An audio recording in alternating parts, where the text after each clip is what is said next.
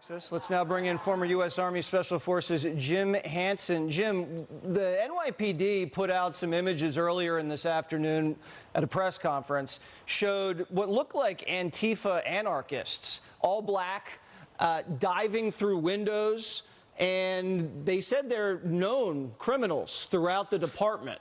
What does that tell you? This has had outside agitation all over it from the very start, Jesse. We already know there is a ton of foreign funding behind this. There are groups coming in from all across the United States. The usual suspects are all in effect. And I think it's time to get serious about this. A lot of the groups organizing this have chapters in multiple states and are doing this on multiple campuses. That makes them open to a potential RICO prosecution. And I think it's time for somebody to bring one. Well, we just heard that the massive civil rights violations already in play, just based off you cannot religiously discriminate against people in this country or target people just based off of their ethnicity or their religious affiliation.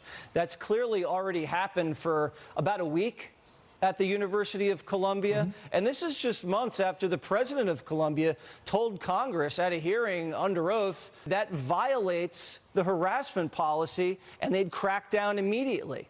But they didn't crack down.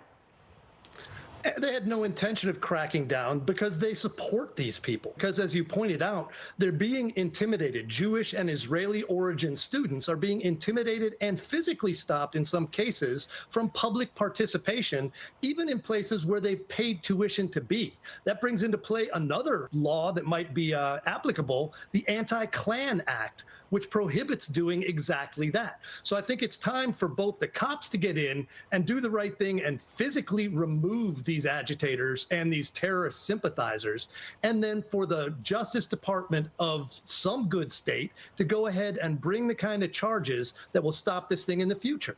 Well, that looks like it's going to happen tonight because the University of Columbia just issued a shelter-in-place order for that whole wing of the campus. That tells me the call's been made. They're positioning NYPD forces to prevent outsiders from gaining access to the campus.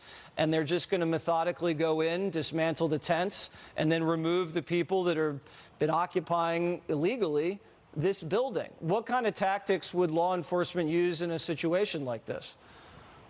They have a ton of non-violent ways to deal with protesters like this, and they'll use all of them up until the protesters go ahead and push them over the line. But in the end, their job is to get them out of there. And what's likely to happen, unfortunately, is NYPD will be smeared for doing the right thing, doing what the taxpayers deserve and the regular, normal students at Columbia deserve, in the same way that these protesters have smeared Israel for a genocide that's not happening in Gaza. It's a horrible propaganda ploy, and people need to see through it to what it is. It's support for terrorism against our best democratic ally in the region. And I think the students there need to be held accountable along with the outside activists.